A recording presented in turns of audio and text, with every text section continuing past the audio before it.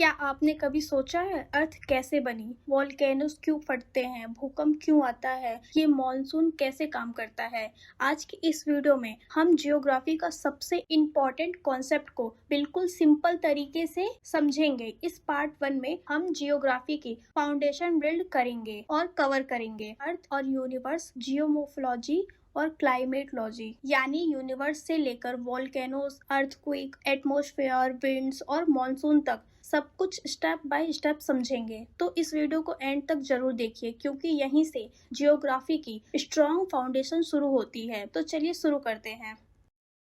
सबसे पहले बात करते हैं यूनिवर्स यानी ब्रह्मांड की। यूनिवर्स का मतलब है वो पूरा स्पेस जिसमें सारे planets, star, Galaxy, comets, asteroids और बाकी सेलेस्टियल बॉडीज मौजूद है। सिंपल वर्ड में कहें तो जो कुछ भी स्पेस में एग्जिस्ट करता है वो सब यूनिवर्स का हिस्सा है। साइंटिस्ट के अकॉर्डिंग यूनिवर्स की शुरुआत लगभग 13.8 बिलियन ईयर्स पहले हुई थी और इसके लिए सबसे एक्सेप्टेड थ्योरी है big bang theory. Big bang के अकॉर्डिंग एक बहुत ही छोटा और एक्सट्रीमली डेंस पॉइंट में सारा मैटर और एनर्जी मौजूद थी। फिर एक ह्यूज एक्सप्लोजन हुआ और यूनिवर्स की शुरुआत हुई। और इंटरेस्टिंग बात यह है कि यूनिवर्स आज भी कंटिन्यूसली एक्सपेंड हो रहा। अक्सर पूछा जाता है यूनिवर्स की ओरिजिन से रिलेटेड सबसे एक्सेप्टेड थ्योरी कौन सी है? आंसर है बिग बैंग थ्योरी। अब सवाल आता है कि इतने बड़े यूनिवर्स में हम कहाँ रहते हैं? यूनिवर्स के अंदर बिलियंस ऑफ स्टार्स के बड़े बड़े ग्रुप होते हैं जिन्हें गैलेक्सी कहा जाता है। हम जिस गैलेक्सी में रहते हैं उसका नाम है मिल्की वे गैलेक्सी। हिंदी में इसे आकाशगंगा या दुग्ध मेखन भी कहा जाता है। हमारा सूर्य और पूरा सोलर सिस्टम इसी मिल्की वे गैलेक्सी का हिस्सा है। रात को जो आसमान में एक सफेद धुंधली सी पट्टी नजर आती है वो असल में मिल्की वे का ही एक पार्ट होती है। हमारा सोलर सिस्टम किस गैलेक्सी में स्थित है? आंसर है मिल्की वे गैलेक्सी। अब बात करते हैं सोलर सिस्टम की। सोलर सिस्टम में सूर्य और उसके चक्कर लगाने वाले प्लैनेट्स, सैटेलाइट्स, एस्टेरॉइड्स, कॉमेट्स और दूसरे सेलेस्टियल बॉडी शामिल होते हैं। सोलर सिस्टम का सेंटर सूर्य है और याद रखिए सूर्य एक प्लैनेट नहीं बल्कि एक स्टार है। सोलर सिस्टम में कुल 8 प्लैनेट्स हैं। Mercury, Venus, Earth, Mars, Jupiter, Saturn, Uranus, Neptune. पहले प्लूटो को भी प्लेनेट माना जाता था लेकिन 2006 में इंटरनेशनल एस्ट्रोनॉमिकल यूनियन ने प्लूटो को प्लेनेट कैटेगरी से हटाकर ड्वार्फ प्लेनेट से डिक्लेयर कर दिया। प्लूटो को प्लेनेट की कैटेगरी से कब हटाया गया? करेक्ट आंसर है 2006 में। सबसे पहले बात करते हैं मरकरी, सूर्य के सबसे पास वाला प्लेनेट, सोलर सिस्टम का सबसे छोटा प्लेनेट। इसका कोई नेचुरल सैटेलाइट नहीं है। वीनस, इसे अर्थ की ट्विन सिस्टर भी कहा जाता है। सोलर सिस्टम का सबसे गर्म प्लैनेट, ये ईस्ट से वेस्ट डायरेक्शन में रोटेट करता है। सुबह और शाम आसमान में सबसे ज्यादा चमकता है। अर्थ, हमारा घर, अब तक लाइफ सिर्फ इसी प्लेनेट में मिली है, इसीलिए ये ब्लू प्लेनेट भी कहा जाता है। पृथ्वी का सरफेस का लगभग 71% हिस्सा पानी में कवर है। मार्स, इसे रेड प्लेनेट कहा जाता है। लाल रंग आयरन ऑक्साइड यानी जंग के कारण होता है। जुपिटर, सोलर सिस्टम का सबसे बड़ा प्लेनेट, बहुत सारे सैटेलाइट्स इसी के पास हैं। सैटर्न अपनी ब्यूटीफुल रिंग्स के लिए फेमस है। एसएससी में रिंग्स वाला क्वेश्चन काफी बार पूछा गया है। यूरेनस, ये अपने साइड पर लेटा हुआ घूमता है, इसीलिए इसे लाइनिंग प्लेनेट भी कहा जाता है। नेपट्टून, सोलर सिस्टम का सबसे दूर वाला प्लेनेट, बहुत तेज हवाओं के लिए फेमस है। अब समझते हैं सैटेलाइट को। जो सेलेस्टियल बॉडी किसी प्लेनेट के अराउंड रिवॉल्व करती है उसे सैटेलाइट कहा जाता है। सैटेलाइट 2 टाइप्स के होते हैं। पहला नेचुरल सैटेलाइट, दूसरा आर्टिफिशियल सैटेलाइट। अर्थ का नेचुरल सैटेलाइट है मून, जबकि ISRO या नासा द्वारा लॉन्च किए गए सैटेलाइट्स आर्टिफिशियल सैटेलाइट कहते हैं। पृथ्वी का एकमात्र प्राकृतिक उपग्रह कौन सा है? आंसर है मून। अब आते हैं पृथ्वी के अंदर। अर्थ को मेनली 3 लेयर में डिवाइड किया गया है। पहला है क्रस्ट, ये अर्थ की सबसे आउटर लेयर है, हम इसी लेयर पर रहते हैं, ये सबसे पतली लेयर है। दूसरी मेंटल, क्रस्ट के नीचे वाली लेयर को मेंटल कहते हैं, ये अर्थ की सबसे मोटी लेयर है। अर्थ के टोटल वॉल्यूम का सबसे बड़ा हिस्सा इसी में होता है। तीसरा कोर, ये अर्थ का सबसे अंदर वाला पार्ट है। कोर मेनली आयरन और निकल से बना होता है, इसी वजह से इसे नाइफ भी कहा जाता है। अर्थ का सबसे गर्म हिस्सा कौन सा है? करेक्ट आंसर है कोर। अब बात करते हैं जियोग्राफी का सबसे इम्पोर्टेंट और एग्जाम फेवरेट टॉपिक, लैटिट्यूड और लॉन्गिट्यूड। सबसे पहले समझ लो लैटिट्यूड, ईस्ट वेस्ट डायरेक्शन में खींची गई imaginary lines. Longitude, north south direction में खींची गई इमेजिनरी लाइंस। लैटिट्यूड लाइंस अर्थ पर हॉरिजॉन्टल होती हैं, इनके मेजरमेंट 0 डिग्री से 90 डिग्री नॉर्थ और 90 डिग्री साउथ तक होती हैं। सबसे इम्पोर्टेंट लैटिट्यूड है इक्वेटर 0 डिग्री। ये अर्थ को 2 हिस्सों में डिवाइड करता है, नॉर्थ हेमिस्फीयर, साउथ हेमिस्फीयर।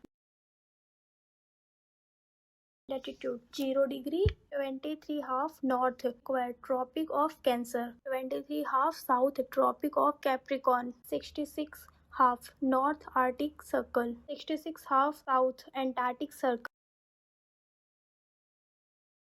अब आते हैं लॉन्जिट्यूड। लॉन्जिट्यूड लाइंस वर्टिकल होती हैं और नॉर्थ पोल से साउथ पोल तक जाती हैं। इनकी मेजरमेंट 0 डिग्री से 180 डिग्री ईस्ट और 180 डिग्री वेस्ट तक होती है। सबसे इम्पोर्टेंट लॉन्गिट्यूड है प्राइम मेरिडियन 0 डिग्री, जो इंग्लैंड के ग्रीनविच से गुजरता है, इसीलिए इसे ग्रीनविच मेरिडियन भी कहते हैं।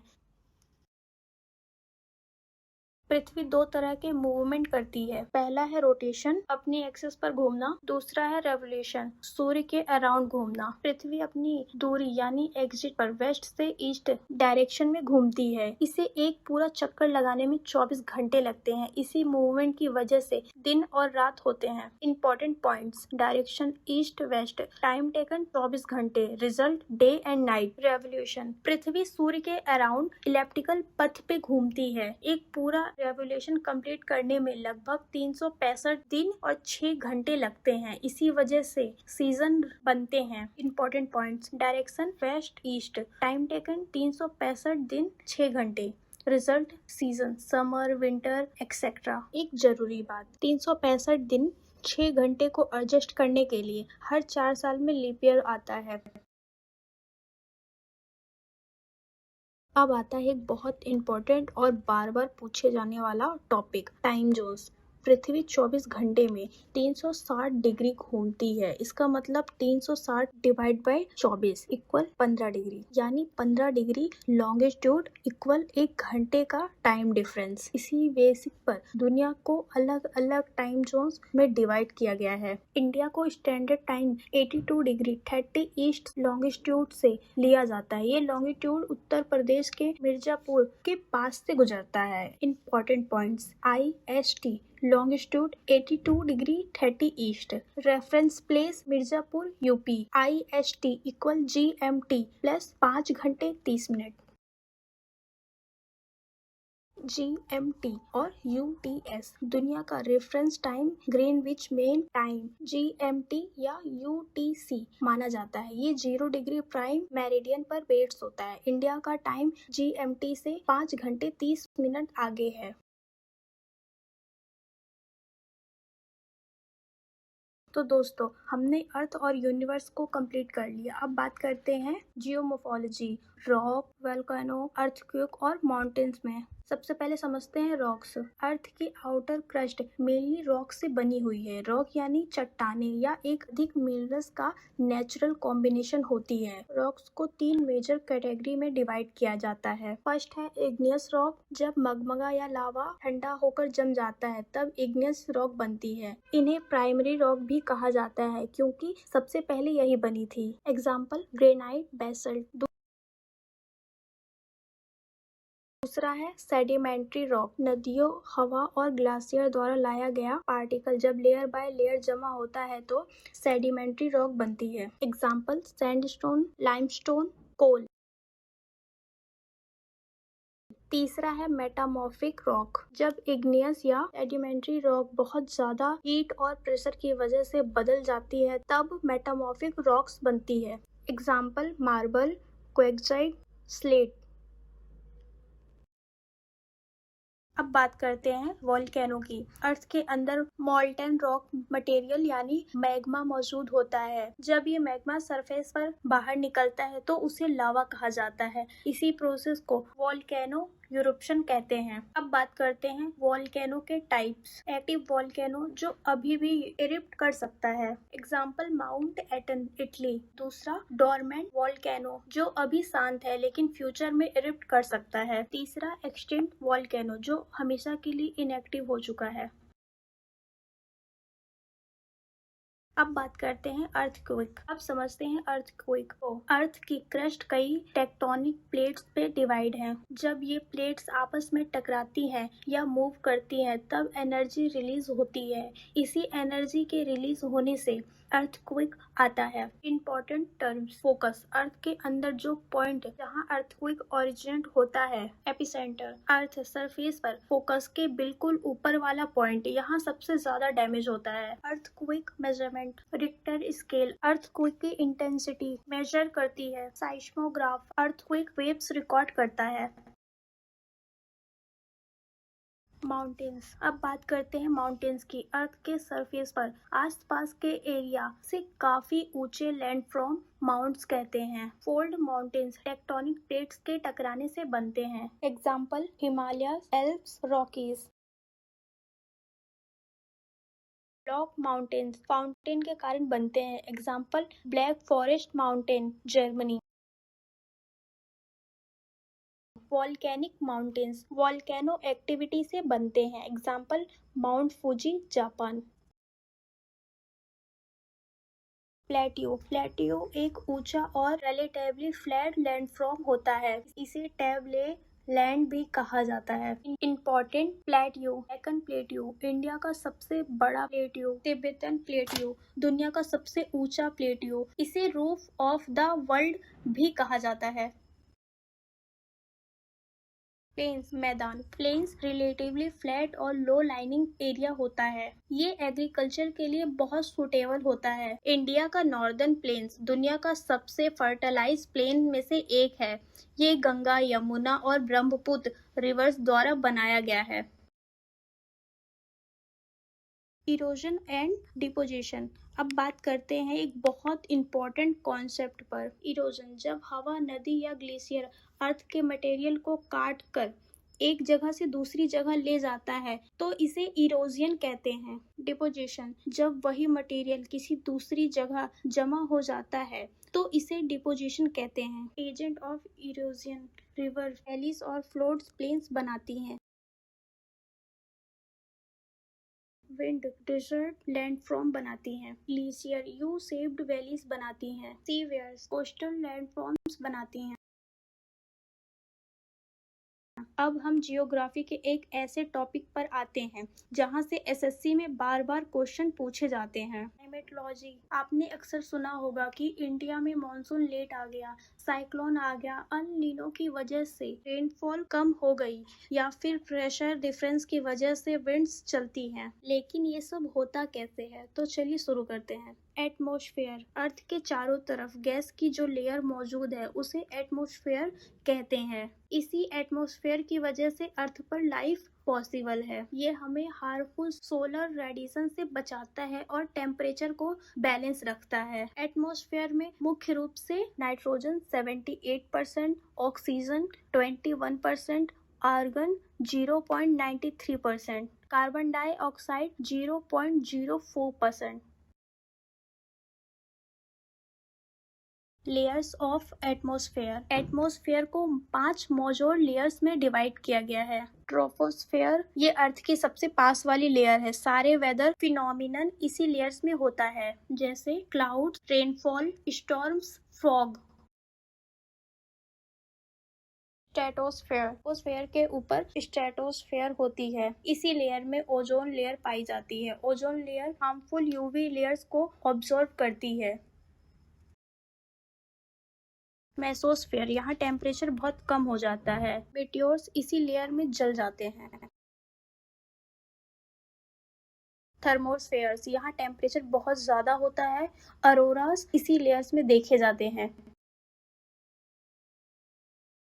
एक्सोस्फेयर, ये एटमॉस्फेयर की सबसे आउटर लेयर है। यहीं से आउटर स्पेस की शुरुआत मानी जाती है। टेम्परेचर, टेम्परेचर किसी जगह की गर्माहट या ठंडक को दर्शाता है। अर्थ पर टेम्परेचर को इफेक्ट करने वाले कुछ इंपॉर्टेंट फैक्टर्स हैं। पहला लैटिट्यूड, दूसरा एल्टीट्यूड, तीसरा डिस्टेंस फ्रॉम सी, चौथा ओशन करेंट्स, पांचवा विंड्स। एयर प्रेशर, एटमॉस्फेयर का वेट अर्थ पर प्रेशर डालता है। इसी प्रेशर को एयर प्रेशर कहते हैं। जहाँ हवा ज्यादा होती है वहीं हाई प्रेशर बनता है, जहाँ हवा कम होती है वहीं लो प्रेशर बनता है। और याद रखिए, विंड्स हमेशा हाई प्रेशर से लो प्रेशर की तरफ चलती है। विंड्स, एयर प्रेशर के डिफरेंस की वजह से हवा चलती है, जिसे विंड्स कहते हैं। विंड्स को मेनली 3 कैटेगरी में डिवाइड किया जाता है। पहला है प्लैनेटरी विंड्स, ये पूरे साल में फिक्स डायरेक्शन में चलता है। Types, trade winds 30 degree latitude से इक्वेटर की तरफ चलती है। वेस्टलाइज, वेस्ट से ईस्ट डायरेक्शन में चलती है। पोलर ईस्टलाइज, पोलर रीजन्स में पाई जाती है। सीजनल विंड्स, सीजन के अकॉर्डिंग डायरेक्शन बदलती है। सबसे बड़ा example monsoon winds. Monsoon, monsoon India के लिए बहुत इंपॉर्टेंट टॉपिक है। मॉनसून का मतलब है सीजनल रिवर्सल ऑफ विंड्स, यानी हवाओं की डायरेक्शन सीजन के हिसाब से बदल जाना। साउथ वेस्ट मॉनसून इंडिया में लगभग जून से सितंबर तक एक्टिव रहता है। ये इंडिया की लगभग 75% रेनफॉल प्रोवाइड करता है। नॉर्थ ईस्ट मॉनसून अक्टूबर से दिसंबर के बीच एक्टिव होता है। तमिलनाडु को इसी मॉनसून से रेनफॉल मिलती है। साइक्लोन, साइक्लोन एक लो प्रेशर सिस्टम होता है जिसमें लो सेंटर की तरफ स्पाइरल फॉर्म में मूव करती है। नॉर्दर्न हेमिस्फेयर में साइक्लोन एंटी क्लॉकवाइज घूमता है। Anti cyclone high pressure area में बनता है। यहाँ हवा सेंटर से बाहर की तरफ मूव करती है। वेदर जनरली क्लियर और ड्राई रहता है। एल नीनो, अब आते हैं बहुत important current affairs plus geography topic पर। एल नीनो पैसिफिक ओशन से रिलेटेड फेनोमिनन है। इसे पैसिफिक ओशन के ईस्टर्न और सेंट्रल रीजन का वेदर यूजली वार्म होता है। इसका इम्पैक्ट पूरी दुनिया के वेदर पर पड़ता है। इंडिया में अक्सर एल नीनो की वजह से मानसून वीक हो जाता है। ला नीना एल नीनो का अपोजिट है। इसमें पैसिफिक ओशन का वेदर नॉर्मल से ज़्यादा ठंडा हो जाता है। ला नीना के दौरान इंडिया में जनरली अच्छी रेनफॉल देखने को मिलती है। डिफरेंस बिटवीन एल नीनो और La Nino, El Nino water warm होता है, ला नीनो वाटर कूल होता है। रेनफॉल कम हो सकती है, रेनफॉल बढ़ सकती है। मॉनसून वीक हो सकता है, मॉनसून स्ट्रांग हो सकता है। तो दोस्तों, जियोग्राफी का पार्ट 1 यही कंप्लीट होता है। आज हमने अर्थ और यूनिवर्स और जियोमोफोलॉजी और क्लाइमेटोलॉजी के सारे इंपॉर्टेंट कॉन्सेप्ट कवर किए हैं। अगर वीडियो हेल्पफुल लगी हो तो लाइक जरूर करें और चैनल को सब्सक्राइब जरूर करिए और अपने दोस्तों के साथ शेयर करिए। पार्ट 2 में हम कवर करेंगे oceanology, Indian physical geography, rivers of India. तो मिलते हैं आपको नेक्स्ट वीडियो में। Thank you.